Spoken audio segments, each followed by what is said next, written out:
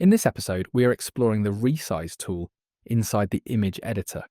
The resize tool helps you change the aspect ratio. For example, you can turn a horizontal image into a vertical image, something that is very useful for social media.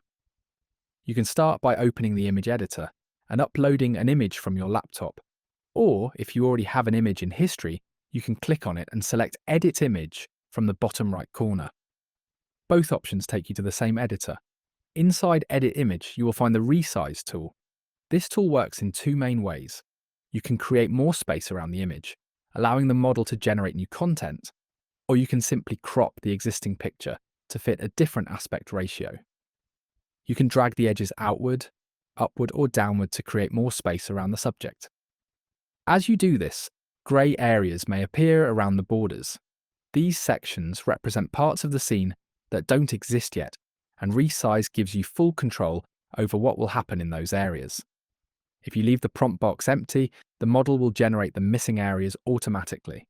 It will interpret the existing scene and try to match colours, textures, shapes, and perspective, so the result feels coherent with the original image. If instead you want the expanded area to include something new or different, you can describe it directly in the prompt box. For example, you might ask for palm trees, a streetlight, additional buildings, or any other elements you want to introduce. That empty space will then be filled based on your description, allowing you to guide what appears beyond the original image. Keep in mind that if you are only using this tool to crop the image, the prompt box will be disabled. Next, let's take a look at the drop-down labelled Custom. This section gives you access to predefined aspect ratios, so instead of adjusting the canvas manually, you can start from formats that are already created.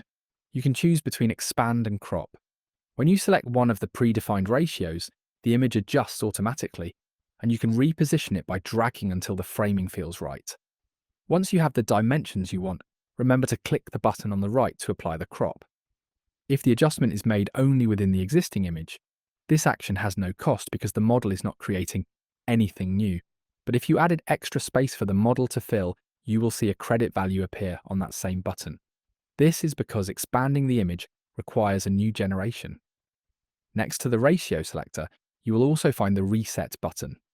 If you make a change and want to go back, Reset returns you to the previous step. On the right side, you can also enter exact pixel values if your project requires a specific size. This is especially helpful when you need an image to fit a precise layout. And finally, on the far right, you'll find additional options related to the selected model, such as choosing which model to use, the number of variations you want to create, and, when supported, the resolution. Each option clearly shows its credit cost, so you always have full control over how much you spend with every adjustment. We hope this walkthrough showed you how to use the Resize tool to adjust your images for different sizes and layouts. Thanks for watching. We'll see you in the next one.